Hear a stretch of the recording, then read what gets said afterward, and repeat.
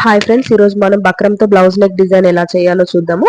పొడవు వచ్చేసి 11 ఇంచెస్ తీసుకున్నాను, వెడల్పు వచ్చేసి 5 ఇంచెస్ తీసుకున్నాను. మన నెక్ 4 ఇంచెస్ కాబట్టి 4 ఇంచెస్ దగ్గర ఒక మార్క్ పెట్టాను. నెక్ పొడవు 10 ఇంచెస్, 10 ఇంచెస్ దగ్గర ఒక మార్క్ పెట్టాను. 4 ఇంచెస్ దగ్గర నుండి 10 ఇంచెస్ కి ఒక లైన్ డ్రా చేసుకున్నాను. ఈ లైన్ లోపలే మనం ఏ నెక్ డిజైన్ తీసుకోవాలన్నా తీసుకోవాలి. నేను పై నుండి 3 ఇంచెస్ దగ్గర ఒక మార్క్ పెట్టుకున్నాను. 3 ఇంచెస్ కి ఒక లైన్ డ్రా చేశాను. కింద మనకు 7 ఇంచెస్ ఉంటుంది. 7 ఇంచెస్ లో నేను ఒక 1 ఇంచ్ మార్క్ పెట్టుకున్నాను. 1 ఇంచ్ నుండి కిందికి ఒక డ్రాప్ డ్రా చేస్తున్నాను. 6 ఇంచెస్ లో నేను ఒక డ్రాప్ డ్రా చేస్తున్నాను.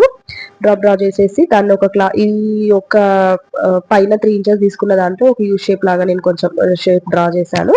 ఇప్పుడు ఈ డ్రా చేసిన షేప్స్ ని మనం కట్ చేసేసుకుందాం. కట్ చేసేసుకొని మధ్యలో మనకు 1 ఇంచెస్ దగ్గర కూడా మనకు గ్యాప్ వచ్చింది కదా, దాన్ని కూడా కట్ చేసేద్దాం. మనం స్టిచ్చింగ్ చేసేటప్పుడు ఈజీగా ఉంటుంది.